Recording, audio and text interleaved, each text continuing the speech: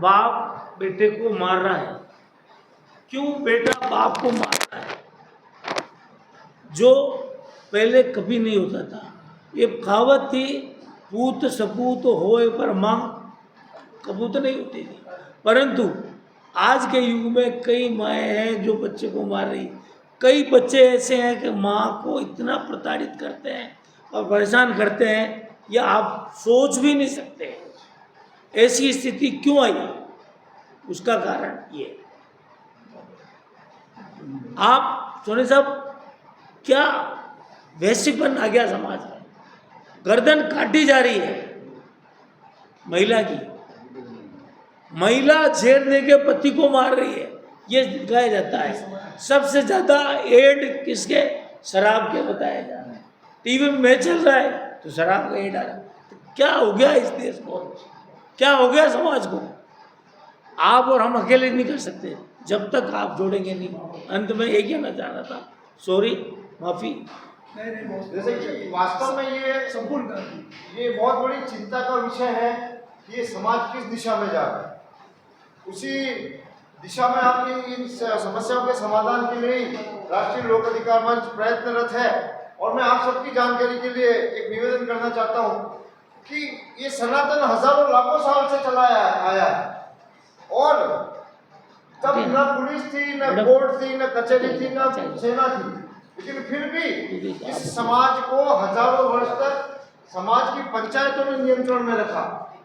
हमारे यहाँ जेलें नहीं होती थी, फांसी का प्रावधान नहीं था, फिर भी समाज संस्कारों के अनुरूप चलता था। तो मैं एक मिनट, अब देश में जातिगत जनगणना की भी बात उठाई जा रही है, तो हम यही कहना चाहते हैं मंच के माध्यम से कि जब 1940 में पंच निर्णय अधिनियम था, राजा महाराजाओं ने तो संपूर्ण शासन प्रशासन समाज के द्वारा ही नियंत्रण में रखा। 1940 में भी पंच निर्णय अधिनियम था। आज भी हमारे समाज के पंचायतों के सामाजिक अधिकारों पर हनन किया जा रहा है। हनन अधिकार है ही नहीं। और लोग कहते हैं कि जैसे सोनी साहब ने भी कहा कि भ्रम फैलाया जा रहा है, भ्रम फैलाने का एक आंदोलन चल रहा है समाज में। लोग कहते हैं कि हिंदुस्तान जातियों में बटा हुआ है। हम ये कहना चाहते हैं कि हिंदुस्तान या भारत देश जातियों में संगठित है। इस देश को व्यवस्था अगर किसी ने अनुशासन में रख रखा है तो हमारे समाज ने। इसीलिए अब मैं आग्रह करना चाहता हूं कि एक प्रश्न के साथ समापन करेंगे हम कि राजतंत्र में राजा दोषी, लोकतंत्र में कौन दोषी? राजतंत्र में राजा जिम्मेदार, लोकतंत्र में कौन जिम्मेदार? इस प्रश्न के सवाल के जवाब में ही हमारे लोक अधिकार मंच का उद्देश्य छुपा हुआ है। मैं आग्रह करना चाहूँगा राष्ट्रीय महासचिव त्रिलोकी मोहन जी पुरोहित साहब से कि वे आप धन्यवाद प्रस्ताव, हाँ, हमारे राष्ट्रीय महासचिव त्रिलोकी मोहन जी पुरोहित साहब से कि वे आज के इस रजत जयंती राष्ट्रीय प्रस्ताव प्रस्तुत करेंगे और इन प्रस्तावों पर ही हम आगामी दिवसों में कार्य करेंगे पूरे वर्ष भर। आदरणीय राव साहब, आदरणीय लड्डा साहब के साथ आप सभी को बहुत बहुत बधाई कि बहुत अच्छा कार्यक्रम है।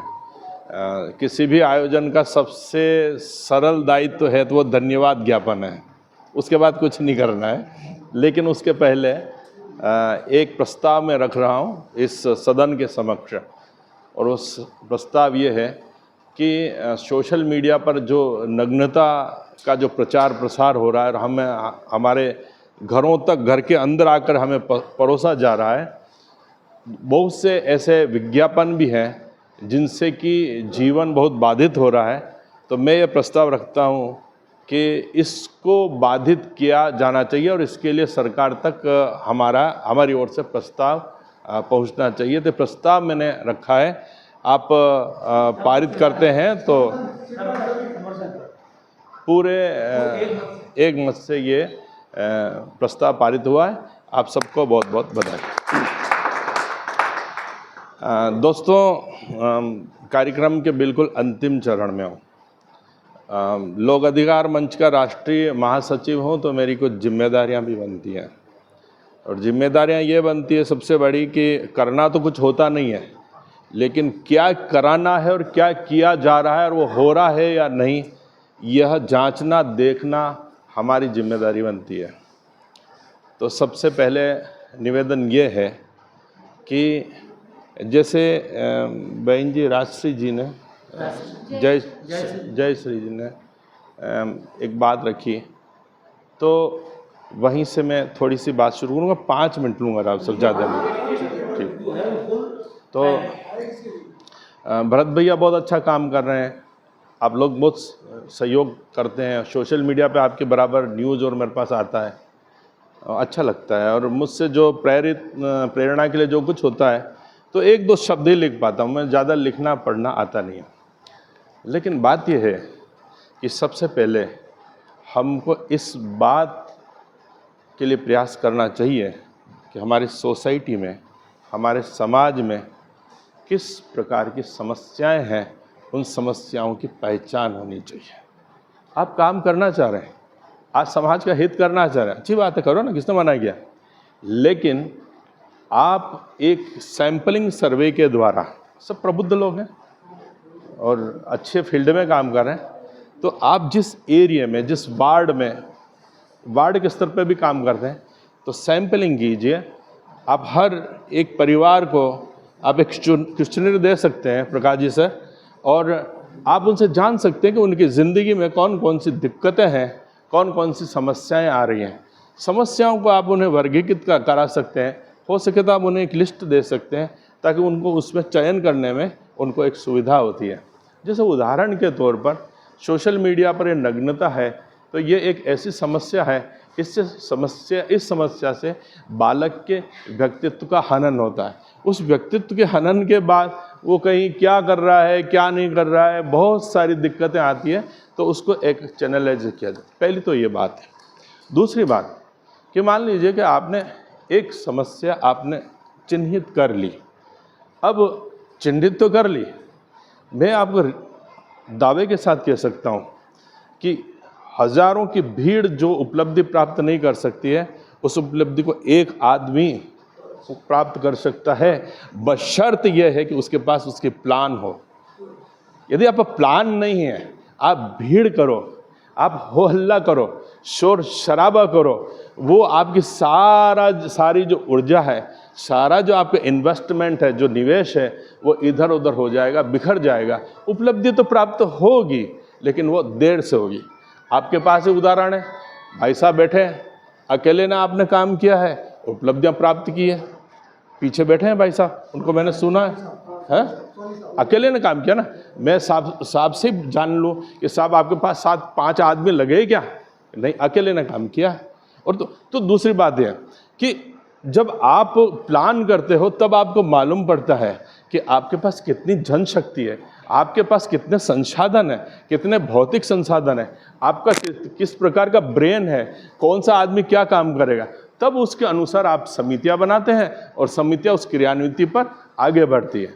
लेकिन कोई योजना तब तक सफल नहीं होती है जब तक कि उसकी मॉनिटरिंग नहीं होती है, और मॉनिटरिंग होने पर बार बार देखा जाए कि हमने कहाँ चूक करी, हमें कहाँ पर क्या करना है, तो फिर उपलब्धियां धीरे धीरे प्राप्त होती है।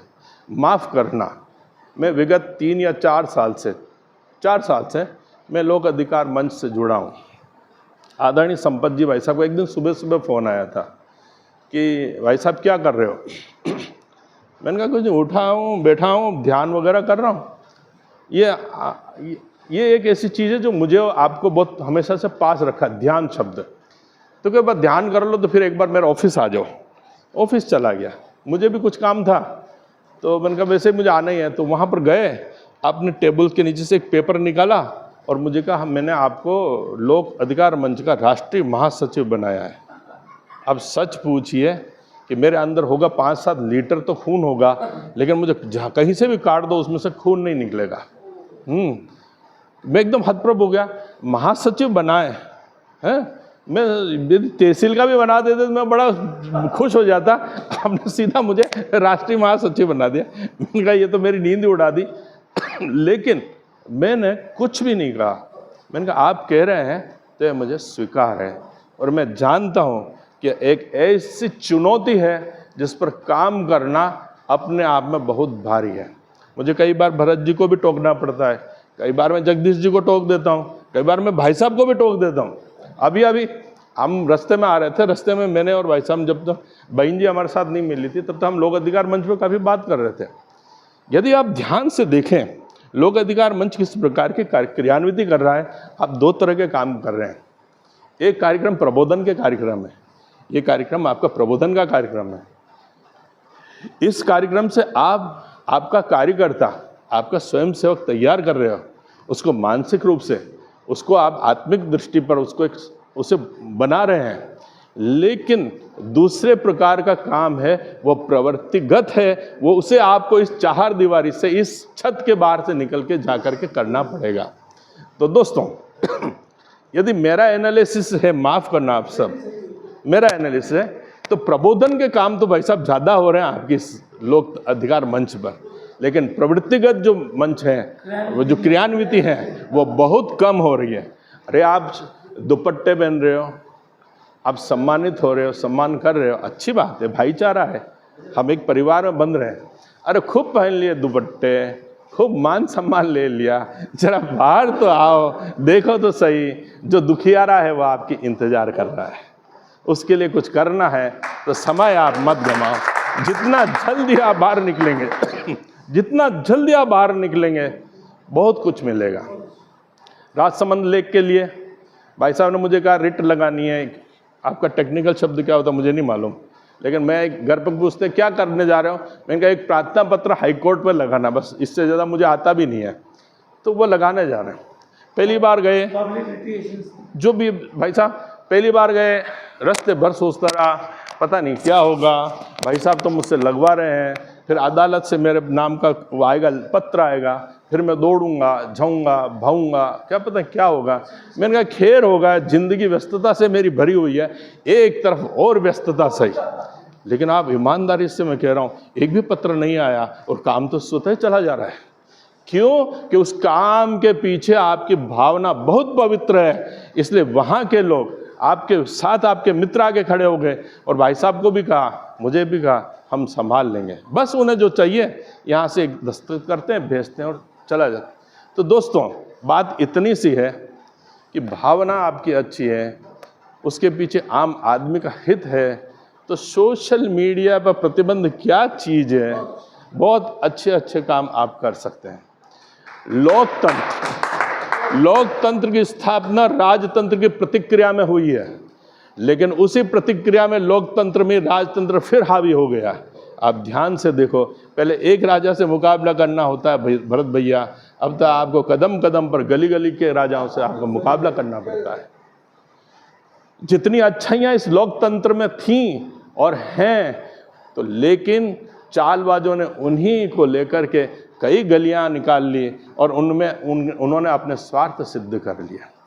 आपको बांट दिया, आपको किस किस स्तर पर नहीं बांटा।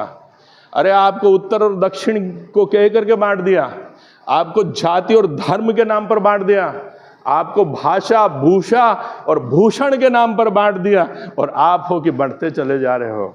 भीमराव अंबेडकर जी की आज जयंती थी, मैंने राजनगर में देखा नीले कपड़े पहन करके कुछ भाई वहाँ पर नारे लगा रहे थे, यहाँ आकर के देखा एक भी नीला कपड़ा नहीं था, सब सामान एक जैसे थे। अरे ये अलगाव क्यों है? वो आपको और हमको नहीं बुला सकते, हम उनको नहीं बुला सकते। तो देखिए कि जब तक हम, चाहे भले कोई मिले या ना मिले, लेकिन हृदय में एकत्व लेकर के यदि हम आगे बढ़ेंगे तो निश्चित तौर पे सफल होंगे।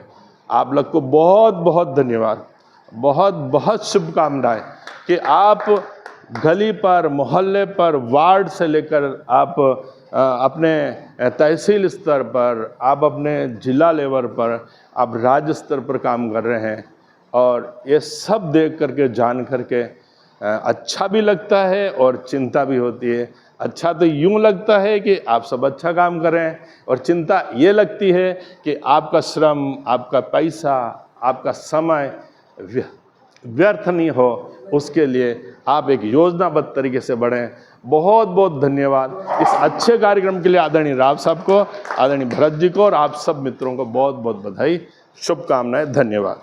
होनी चाहिए ये प्रस्ताव अपन लेकर के दोनों सेंटर और 45 साल से ये चल रहा है, और इसका अपन प्रस्ताव ले रहे हैं कि हम इसमें जी जान से लगेंगे और ये गरीब को सस्ता, सुंदर और त्वरित और सुलभ न्याय मिले। ये प्रस्ताव आदरणीय संपत जी भाई साहब की तरफ से रखा गया है कि उच्च न्यायालय की जो ब्रांच है वो उदयपुर में भी स्थापित होनी चाहिए, खंडपीठ होनी चाहिए। यदि ये आप इसमें इस प्रस्ताव को पास करते हैं तो हाथ खड़ा करके स्वीकृति दें और ये इसकी भी सूचना विधिवत वहाँ पर भेजें। बहुत बहुत धन्यवाद, आप सब पधारे उसके लिए मैं यहाँ पर। हाँ होगा। जय हनुमंत ओबीसी महापंचायत से राष्ट्रीय संयोजक। मैं खाली एक चीज़ कहना चाहता हूँ सोनी मैडम के माध्यम से, आज की तारीख में आप जो चाह रहे हैं शराब पे अपन लगाम लगाएं, राव साहब थोड़ा सा आपका ध्यान चाहूँगा। आज आप हॉस्पिटल के अंदर जाते हैं, आपको आधार से लिंक कर दिया गया है, तो कम से कम अपन आने वाले समय में कलेक्टर साहब को एक ज्ञापन तो दे सकते हैं कि जो यहाँ आबकारी नीति है और आबकारी का सबसे बड़ा ऑफिस जो है अपने यहाँ उदयपुर में है, देवस्थान है और एक ये है कि भाई हाँ जो भी शराब लेने आए तो कम से कम उसके आधार लिंक से हो और उसको पर्ची दी जाए। इससे दो फायदे होंगे। 8 बजे बाद जो है शराब बिना उसके बेचते हैं, आप सब जानते हैं, आप निकलते हैं उस रोड से 8 बजे बाद शराब बिकती है।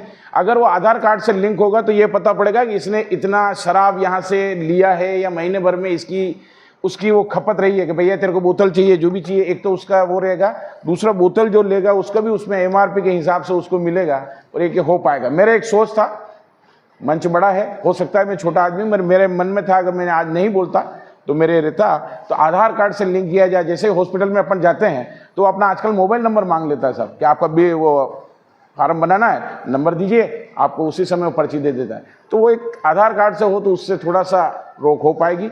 इसी के साथ आज का बहुत बढ़िया है। आप आगे बढ़ता हूँ, जिन व्यक्ति जिस आपने आधार कार्ड से इसको लिंक किया, जो व्यक्ति शराब का यूज कर रहा है ना, उसका राशन कार्ड में से नाम हटा दिया। ये बात बिल्कुल सही है। नहीं सब उसका एक लिमिट हो, 2 बोतल 4 बोतल हर वार्ड में हर वार्ड वाले वोटिंग करके तय कर सकते हैं। हमारे वार्ड में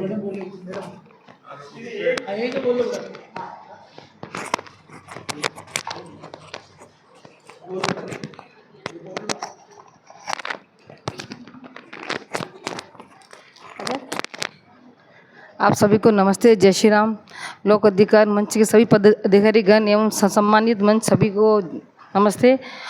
और आज इस मंच के माध्यम से मैं अपना छोटा सा परिचय देना चाह रही हूँ कि मैं बसंती वैष्णव समाज के अध्यक्ष लोक अधिकार मंच भरत भाई, और हम काफ़ी समय से इस विषय पे काम कर रहे हैं। नाथद्वारा भी जा रहे हैं, यहाँ भी आ रहे, बहुत सारी मीटिंगें भी अटेंड की, कुछ जानकारी मिलती रही कि लोक अधिकार मंच एक ऐसा मंच है कि किसी की भी समस्या हो, सुनवाई नहीं हो रही तो एक लेटर के माध्यम से वहाँ तक जाके सूचना के तहत अपन उनसे वापस मांग सकते भी हमारी इस विषय पर कार्रवाई हुई या नहीं हुई।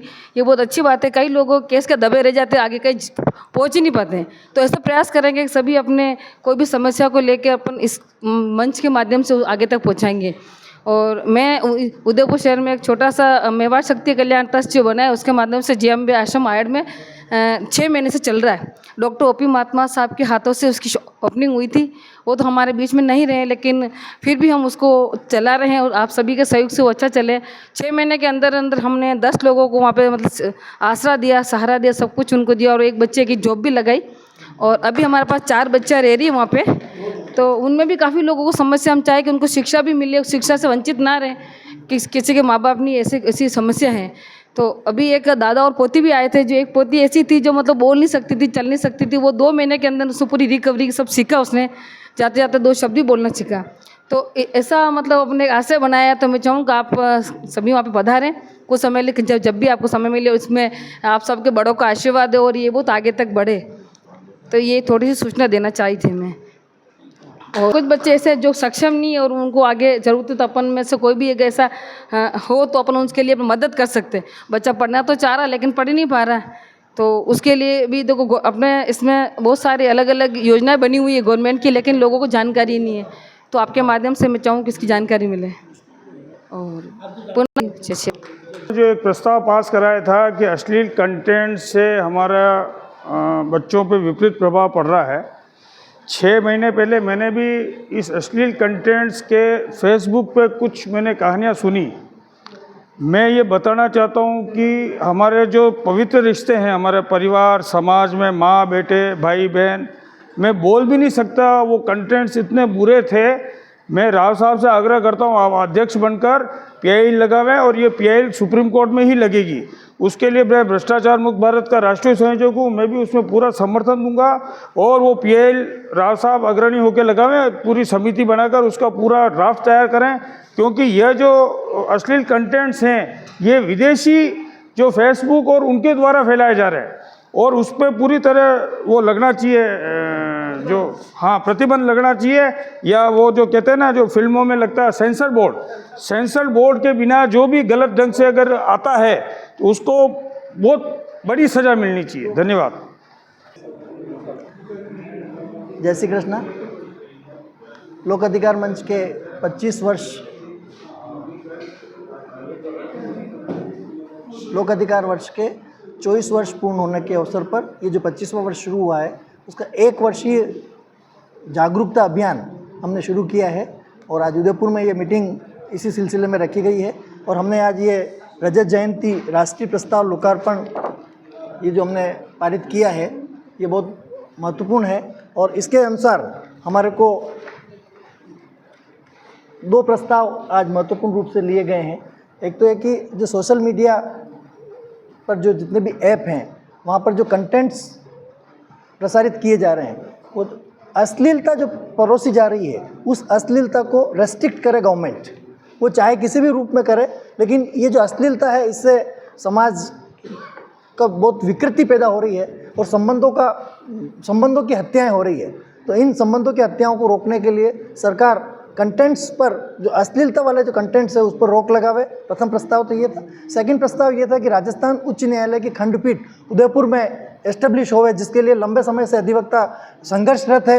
यहाँ पर प्रति माह की 7 तारीख को न्यायिक कार्य का बहिष्कार किया जाता है, एब्सटेंट रहते हैं। तो हम चाहते हैं कि यहाँ के जनता को सस्ता, सुलभ और शीघ्र न्याय मिल सके, इसके लिए ये जो लंबी जो मांग है इस मांग की पूर्ति की जावे ताकि यहाँ पर जनता को शीघ्र न्याय मिल सके और लंबे समय से जो अधिवक्ता संघर्षरत है इस संघर्ष को पूर्ण विराम मिल सके, ऐसी हमारी भावना है, ऐसा हमारा प्रस्ताव है।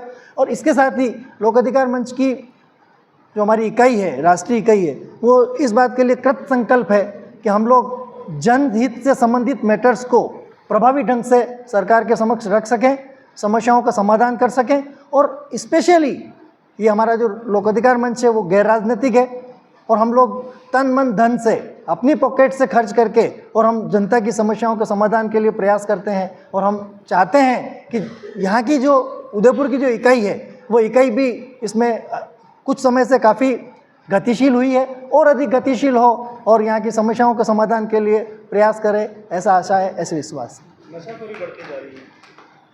नशा के लिए भी वैसे मैंने 10-11 पॉइंट निकाले हैं। उसमें हम तो ये चाहते हैं कि शराबबंदी हो और शराबबंदी के साथ में जो ड्रग्स का जो उपभोग बढ़ रहा है उस पर भी रेस्ट्रिक्शन होना चाहिए।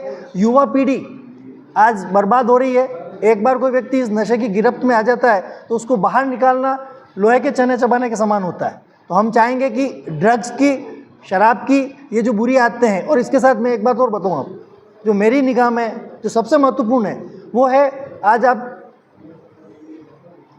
टीवी पर जो जितने भी गेम्स आ रहे हैं उन गेम्स में आपको सट्टे को जो बढ़ावा मिल रहा है, बच्चों को जो सट्टे के लिए प्रोत्साहित किया जा रहा है, मैं चाहूँगा कि गवर्नमेंट अविलंब इस सट्टे पर प्रतिबंध लगाए, सट्टे के एडवर्टाइजमेंट पर प्रतिबंध लगाए। आप क्या कर रहे हो, देश की पीढ़ी को कहाँ लेकर जा रहे हो? ये ड्रीम 11 क्या है?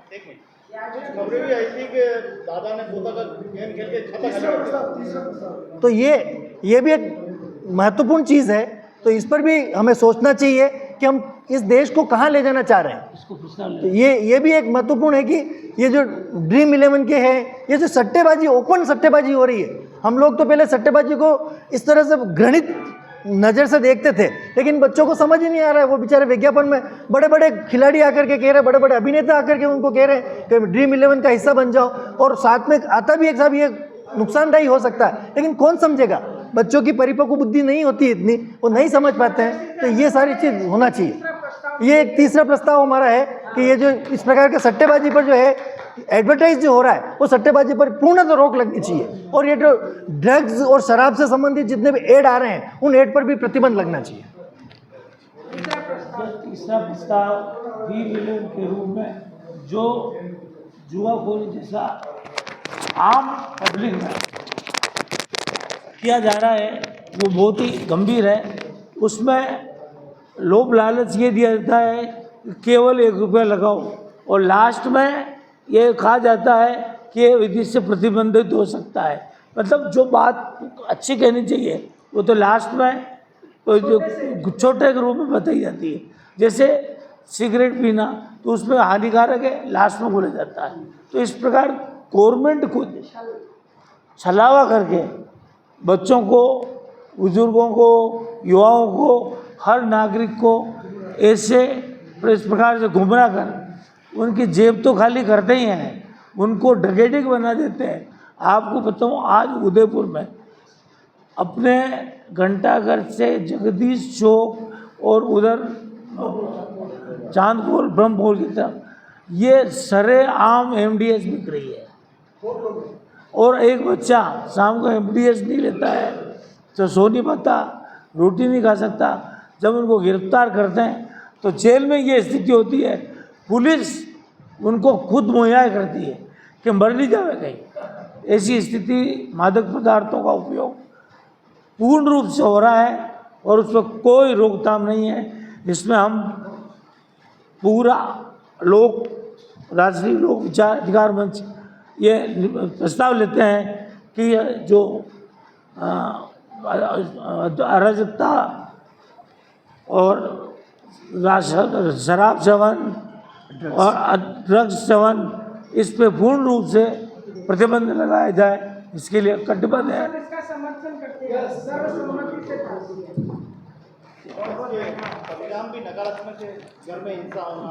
बच्चा घर में जाके चोरी करना सीखता है।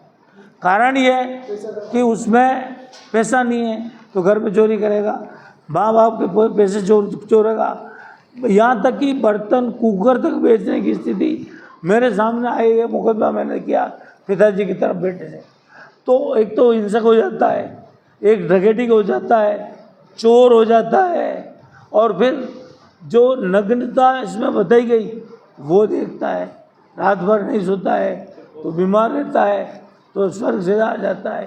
तो ऐसी स्थिति को अपन को मिलकर कंट्रोल की जानी अति आवश्यक है।